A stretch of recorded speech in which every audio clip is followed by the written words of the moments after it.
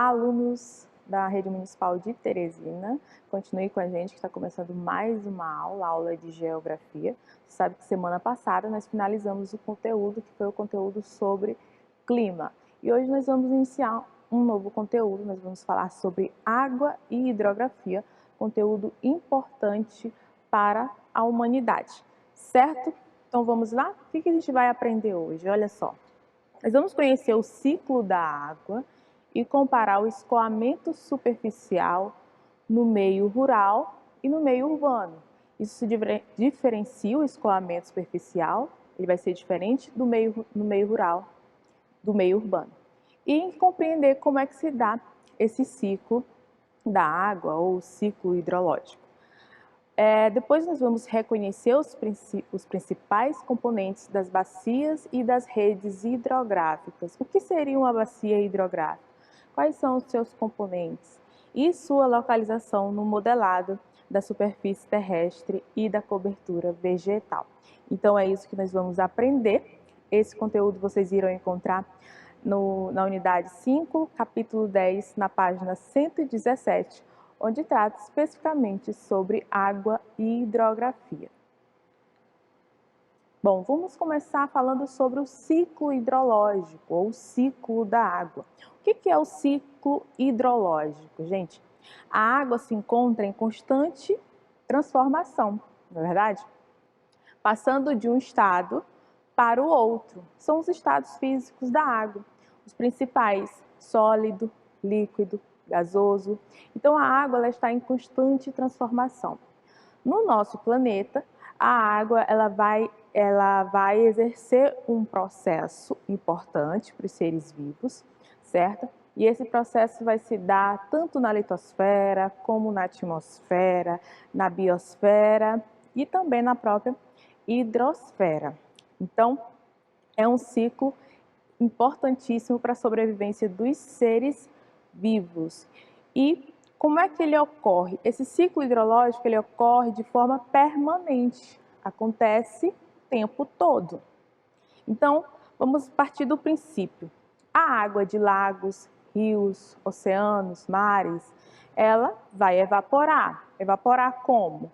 Por meio do calor irradiador do Sol. Vai aquecer durante o dia, essa água vai evaporar, vai ocorrer o processo de evaporação, que vocês estão vendo aí no canto direito da tela de vocês. E aí, essa água vai para a atmosfera, sai da litosfera, vai para a atmosfera. Chegando na atmosfera, nós vamos ter várias moléculas de água. E a água, vocês sabem, elas se unem naturalmente, né? Então, essas várias gotículas de água irão se unir e formar uma nuvem, certo? Esse processo se chama de condensação. O segundo processo forma nuvens. Então, aquela nuvem que você vê lá no céu todos os dias, né? Ou não, que às vezes aparece um céu sem nuvens, porque o tempo está muito seco. Essa nuvem que você vê nada mais é do que água condensada, água em estado líquido. A diferença é, professora, mas por que a água não cai? Então, porque para a água cair, para ocorrer o processo, que é o terceiro lá, de precipitação, eu vou precisar de uma grande quantidade de água. E aí essa grande quantidade de água vai exercer um peso e por conta da gravidade da Terra ocorre a precipitação, que nada mais é do que chuva. É assim que ocorrem as chuvas.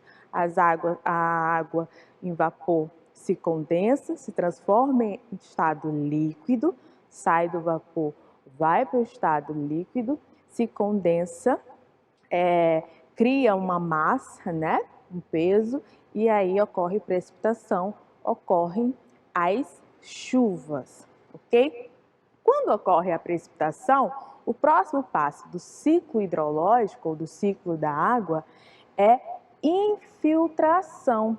A água ela vai infiltrar nos solos, especialmente nos solos permeáveis, onde há cobertura vegetal, solos principalmente do campo, certo? Quando essa água não infiltra, ela vai escoar, no caso das cidades, ela vai procurar um caminho. E esse caminho vai dar sempre ou para um córrego, ou para um rio, ok? Ou para um lago, certo? Além da infiltração, que faz parte do processo hidrológico, do ciclo hidrológico, nós temos também a transpiração. Professora, o que é a transpiração? É a forma que a vegetação, a cobertura vegetal, ela evapora a sua água. Vocês sabem que a plantinha lá na casa de vocês, todo dia, quase todo dia, você precisa regar essa água, né? Então, essa água ela infiltra no solo, ou no caso no vasinho lá de terra, e a plantinha ela vai, claro, precisar dessa água, vai puxar essa água para ela. Essa água alimentando a planta, logo após, por conta do calor, essa água ela vai evaporar. A planta vai transformar a água em vapor. Então, a transformação da água que está na planta em vapor se chama transpiração e também faz parte do processo do ciclo hidrológico. Não podemos esquecer que em áreas de altitudes mais elevadas, onde há geleiras, onde as temperaturas estão abaixo de zero, também ocorre o processo chamado de sublimação, né? Que é a transformação do estado físico da água de sólido, porque às vezes é gelo, né? Para o estado, diretamente para o estado gasoso. Ocorre especialmente nas geleiras e nas altas altitudes. É mais lento do que o processo de evaporação. Então, esse processo ele ocorre constantemente e é o que faz, aliás, e é um processo importante para nós seres vivos, certo? Bom, vamos falar também sobre o escoamento superficial da água. Quando a água não infiltra no solo, ela precisa escoar de qualquer forma. Ela não vai ficar ali parada, não é verdade? Olha só, escoamento nada mais é do segmento do processo do ciclo hidrológico, só de uma outra forma.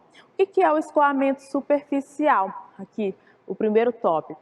Deslocamento das águas sobre a superfície do solo. Escoamento superficial é o escoamento das águas sobre a superfície do solo. Quando o solo não é tão permeável, quando o solo, ou seja, é impermeável, essa água ela vai ter que se deslocar de qualquer forma. Ela não pode ficar parada, ela vai encontrar um caminho. O escoamento superficial, aqui no segundo tópico da tela de vocês, escoamento superficial abrange desde o excesso de precipitação, e aí quando você encontrar essa palavra de precipitação na sua prova, não se assuste, né? Ai, precipitação, o que é? Minha gente, calma. Precipitação nada mais é do que chuva na geografia. Então, quando o professor de geografia falar de precipitação, ele está falando de chuva. Então, quando abrange o excesso de precipitação, muita chuva, especialmente quando ocorrem, né, chuvas de verão, que são chuvas torrenciais, aquelas chuvas demoradas, passa mais de 1 hora, 2, às vezes passa a madrugada inteira chovendo, ocorre uma saturação de umidade, né? Logo após a chuva intensa e se desloca livremente pela superfície do terreno até o escoamento de um rio. O chão fica tão saturado, fica tão úmido, tão encharcado, que essa água ela vai ultrapassar, né? Ela vai ocorrer, por exemplo, inundações às vezes, e ela vai escoar, arranjar um jeito de escoar. Escoar para onde? Como eu falei, para rios, lagos, córregos, oceanos. Por isso que a canalização nas cidades é muito importante para o processo de escoamento de águas pluviais, certo? Águas pluviais são águas das chuvas. Olha só, o escoamento superficial ele vai se dar de maneira diferente em áreas urbanas e áreas rurais. Por quê? Porque na área urbana nós teremos uma área com pouca cobertura vegetal, como vocês estão vendo aí no canto direito da tela de vocês, o desenho aí, tem prédios, né? Pouca cobertura vegetal. O solo ele vai estar cimentado, concretado, certo? Vai ser difícil a água penetrar nesse solo, ou seja, vai ocorrer bastante enxurradas nas cidades, as chamadas enxurradas, certo? Já na zona rural, por ter pouco, por ter uma cobertura vegetal maior e por ter um solo exposto, né? Não é um solo que é concretado como o solo da cidade. Esse solo ele vai ter uma infiltração maior, como vocês estão vendo aí na imagem de vocês. Olha só, na zona rural a infiltração será maior, na zona urbana a infiltração será menor. E aí o que acontece? Quando nós temos chuvas de grandes proporções, chuvas torrenciais, ocorre aquilo que chamamos, que eu já falei, de enxurradas, como vocês estão vendo aqui no canto esquerdo da tela de vocês, né? Ocorre inundações, enchentes, problemas, certo? Aqui vocês estão vendo imagens de Teresina, que geralmente nos meses de janeiro chove bastante, especialmente na zona leste, né? Por conta que é uma zona que chove muito naturalmente, aquela zona da zona leste, e por não ter uma canalização, por não ter um escoamento eficiente das águas pluviais, irão ocorrer enxurradas e, consequentemente, inundações, prejudicando aí as pessoas, né? Ok? Então, vocês entenderam, né? Nas zonas rurais, eu terei um escoamento superficial mais fácil, mais facilitado, com a permeabilização do solo. Já nas zonas urbanas, o escoamento superficial será dificultado por conta da impermeabilização do solo, ok? Bom, vamos falar dos rios, né? Já que a gente está falando de água, a gente tem que falar dos rios. O que são os rios, gente? Os rios são grandes reservatórios que contribuem para a sobrevivência da vida na Terra, não é verdade? Até porque é água doce. Eles estão distribuídos de forma desigual pelo planeta, isso é importante, né? Infelizmente, boa parte da população do nosso planeta não tem acesso à água tão fácil como nós, graças a Deus, aqui no Brasil, temos muita facilidade e acesso à água, certo? Mas em muitas outras partes do nosso planeta, em outros países, o acesso ele é limitado. Os rios eles podem se originar ou por geleiras, ok? Ou seja, você tem uma montanha com altitude super elevada, lá vão surgir as neves, né, naquela montanha. No período quente, aquela neve, aquela geleira, ela irá derreter e irá formar rios, como é o caso do rio Amazonas, né? O rio Amazonas, ele nasce lá na Cordilheira dos Andes, por conta da geleira que existe naquele local. Mas nós também temos rios de origens de águas subterrâneas, que é a maior parte dos rios, aliás, que é a maior parte, com exceção do rio Amazonas, que então tem a nascente aqui no nosso país, né? A nascente é em outro país, em outro local, com exceção do rio Amazonas, todos os rios brasileiros, eles são de origem de águas subterrâneas. São as águas, né, subterrâneas que formam os rios, como é o caso do rio Parnaíba, que tem a nascente lá na Chapada da Mangabeira. Vamos adiante? Bom, o rio ele terá partes, ok? O rio terá partes. Nós vamos ter a nascente ou cabeceira, qualquer um dos dois nomes está correto, que é onde nasce o rio. Como eu falei, a maior parte dos rios aqui no Brasil são de origens de água subterrânea. onde você tem a origem do rio. Você vai ter a foz do rio. A foz do rio é onde o rio irá desaguar. Ou também você pode chamar de desembocadura do rio. O rio geralmente ele vai desaguar ou num mar, certo? Ou em outro rio, ou em um lago, ok? Nós temos o curso do rio. Olha só, o curso do rio nada mais do que o caminho que o rio percorre. Nós temos 3 partes de cursos do rio. O curso alto do rio, que é onde fica próximo às nascentes. O curso médio do rio, né, que fica entre a nascente e a foz. E nós temos o curso baixo do rio, que é onde ocorre a desembocadura, onde o rio termina, certo? Nós temos também um leito, que é onde se encontra o rio. Quando você está dentro do rio, você está no leito do rio. E esse leito do rio ele vai variar de acordo com o seu volume de água. É interessante isso. E nós temos as margens dos rios, que são as áreas que ficam nas bordas dos rios, geralmente são várzeas, ok? São chamadas também de várzeas.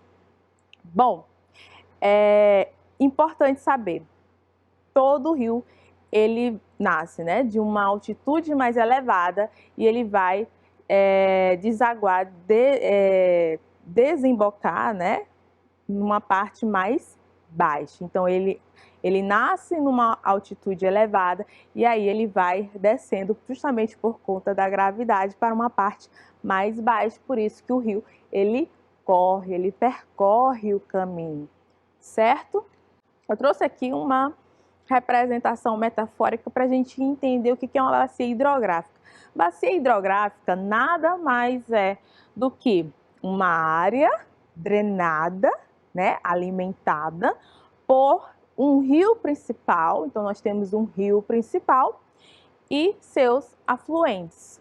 Então, bacia hidrográfica nada mais é do que uma área, toda uma área, certo? Um espaço em que eu tenho um rio principal e esse rio principal ele é alimentado por rios afluentes, como é o caso, por exemplo, da bacia hidrográfica do rio Parnaíba. Um dos afluentes do rio Parnaíba é o rio Poti, que alimenta, né, o rio Parnaíba. Então, é comparado a uma folha. Olha só, você tem um centro ali da folha, né? E do lado você tem como se fossem os rios afluentes que vão se encontrar com o rio principal. Claro que o rio principal ele terá um maior volume e terá uma maior extensão. Vamos adiante. Bom, os tipos de rio. Aqui eu trouxe os tipos de rio conforme o relevo, mas nós vamos ter vários tipos de rio. Nós teremos rios perenes, que são aqueles rios que não secam, que ficam cheios durante o ano todo. Nós teremos rios intermitentes ou rios temporários, que são aqueles rios que durante uma parte do ano eles secam, né? Esses rios intermitentes, eles irão se encontrar principalmente na região nordeste, região do semiárido. Mas também nós temos tipos de rio relacionados ao relevo, né? Relevo, vocês já sabem, é a forma da superfície ou da litosfera. Então, nós temos rios de planaltos, né, que são localizados em regiões com relevos acidentados e altitudes variadas. São ótimos para quê? Para a geração de energia e instalação de usinas hidrelétricas. Eles facilitam a instalação de usina hidrelétrica. O que uma usina hidrelétrica precisa? Ele precisa de um grande volume de água em movimento, né? Como se fosse uma descida, e essa descida dessa água faz movimentar os geradores de energia e assim produzir energia. Então, os rios de planalto são ótimos para a produção de energia hidrelétrica, certo? Que ocorre em áreas de em áreas com relevo acidentado, com altitudes variadas. Nós temos rios de planícies também. Os rios de planícies, é claro, vai ocorrer em áreas mais planas. E um rio de planície ele é ideal para quê? Para a prática de navegação, né? Porque num rio acidentado vai ser difícil você navegar, né? Porque você vai ter várias cachoeiras, né, durante o curso do rio. Já no rio de planície não, como ele é plano, vai ser bem mais fácil você navegar por esse rio. Ele vai ser bom para pesca, né? Como o rio, eu botei aí o rio Araguaia no centro-oeste do Brasil, certo? Águas subterrâneas, olha só. O nome já diz, né? Subterrâneas. Águas subterrâneas é toda a água que ocorre abaixo da superfície da Terra. A água subterrânea é toda a água que ocorre abaixo da superfície da Terra, certo? Preenchendo os poros ou vazios intergranulares das rochas, né, entre as rochas. Desempenha um papel essencial na manutenção da umidade do solo e do fluxo dos rios, lagos e brejos. A água subterrânea é a água proveniente das chuvas, lembra? Ocorre a infiltração e aí essa água ela vai se acumulando abaixo do solo, certo? E essa água ela é importante para quando forem períodos secos, alimentar, por exemplo, outros rios, alimentar lagos, né? Essa água também é importante para a cobertura vegetal, para as plantas nos períodos mais secos, certo? Nós teremos dois tipos de água subterrânea. Nós teremos lençóis freáticos, que são águas subterrâneas que estão mais próximos, né, da superfície do solo. Elas são mais fáceis de se encontrar, de retirar. Basta você, às vezes, fazer um poço e você consegue acesso a essa água subterrânea. É a água de lençol freático. Mas também nós temos a água subterrânea de lençol artesiano, certo? Que são águas onde ficam confinadas bem mais abaixo, onde se encontra abaixo principalmente de rochas mais compactas, com uma maior dificuldade de adesão de água, ok? Tem dificuldade, mas mesmo assim a água ela consegue se infiltrar e ela se forma bem mais abaixo. Para isso você tem que construir um poço artesiano, que é aquele poço movido à pressão, que é aquele poço que jorra água, né? Aquele poço que você coloca lá o baldezinho para pegar a água, não, é aquele poço que jorra. Nós encontramos muito na região de Cristino Castro, no Piauí. Aí vai depender do aquífero também, né? Esse aquífero, que são águas subterrâneas, esse conservatório de água, ele pode ser aquífero livre, que está relacionado a lençol freático, mais próximo da superfície terrestre, ou aquífero confinado, que é aquela água que tem mais dificuldade de ser retirada, precisa de toda uma técnica para ser retirada, que é de lençóis artesianos. Eu vou voltar aqui para falar uma coisa para vocês, rapidinho, perdão, estou avançando, sobre partes do rio. Vocês poderão encontrar na prova de vocês, né? Por exemplo, o que é montante e o que é jusante. Não se esqueça, a montante de um rio é a nascente de um rio. E a jusante do rio é a foz do rio, onde o rio termina, ok? Montante, jusante. Vamos continuar aqui o nosso conteúdo. Falamos sobre água subterrânea. Nós também vamos encontrar a água em lagos, ok? Esses lagos eles podem ser formados também por geleiras ou por infiltração no solo, né? Por lençol freático ou até mesmo pelas chuvas, né? Pelo escoamento superficial. E aí essa água, esse lago ele acaba sendo alimentado. Importante saber que existem lagos naturais, né? E aí na região das zonas polares, região do norte, existem muitos lagos naturais, porque quando ocorre nos períodos de calor, há um deslocamento das geleiras e elas naturalmente acabam modificando o solo, levando a uma depressão naquela região daquele solo e formando um lago, ok? Mas nós temos também lagos artificiais, que são feitos pelo homem, para ajudar em alguma atividade humana. Esses lagos artificiais, eles geralmente são feitos principalmente na região do Nordeste, certo? Que é para quando há um período de seca, poder alimentar, né, os seres vivos, os animais e até mesmo as pessoas das regiões mais do semiárido brasileiro. Bom, as geleiras, como eu falei para vocês veem as geleiras principalmente no Polo Norte, no Polo Sul também, né? Essas geleiras são água doce, não podemos esquecer. Elas não são águas salgadas, são águas doces. E durante um período do ano, as geleiras, elas irão derreter, irá escoar. Como eu falei para vocês,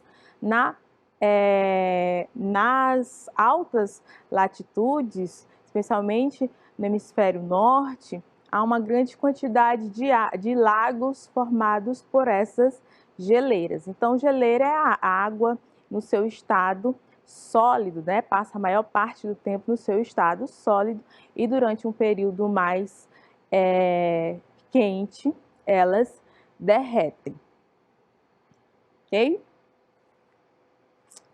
Bom, o consumo dos recursos hídricos, gente, vocês sabem que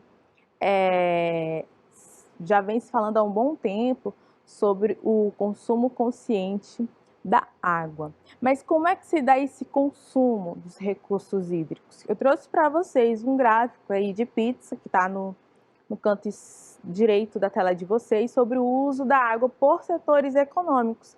Lembram quais são os setores econômicos? Indústria, comércio, né? Agropecuária.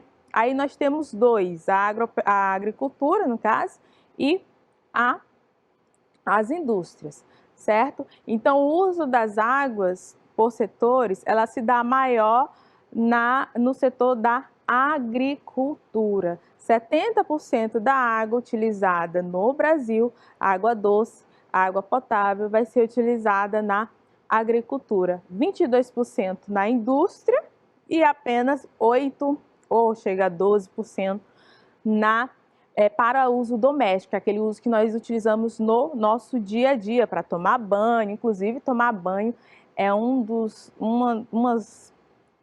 das situações em que a gente mais gasta água, ok? Por dia. Olha só, para vocês terem uma ideia, o arroz com casca, né, na forma em que é colhido, gera uma pegada hídrica, ele vai precisar de 1.670 litros por quilo. Imagina aí, 1.670 litros por quilo. O número é ainda maior para o grão comprado para consumo já descascado. São 2.500 litros de água por quilo. Então, para fazer 1 quilo de arroz descascado, eu vou precisar de 2.500 litros de água. É muita água, por isso que ela se concentra principalmente para uso na agricultura. Não podemos esquecer que em países onde há abundância de água, o consumo de pessoas é 50 vezes maior do que em países onde o acesso à água ele é limitado. E por conta disso, as Nações Unidas, em 1977, né, e em 2010 reafirmou a importância da água. Ela diz que, ela reconhece o direito à água potável e de qualidade como um direito humano essencial para se gozar plenamente da vida e de todos os demais direitos. Então, nós precisamos preservar, conservar a água, certo? Ou ter um consumo mais consciente. Vamos para a nossa atividade, rapidinho aqui, nós vamos responder só essa questão. Os ciclos biogeoquímicos podem ser definidos como processos em que os alimentos químicos circulam entre os seres vivos e o meio ambiente, ok? Com o ciclo da água não é diferente, os seres vivos interferem ativamente no movimento cíclico dessa molécula, como é o caso das árvores, né, das plantas. Então, marque a alternativa que indica corretamente o nome do processo caracterizado pela perda de água pelas plantas na forma de vapor. Quando a planta perde água em forma de vapor, é por transpiração. Gutação é uma outra forma da planta perder água, só que é por meio de perde água de forma líquida, né? Então, a resposta correta é letra B, transpiração. Nós ficamos por aqui e até a próxima aula.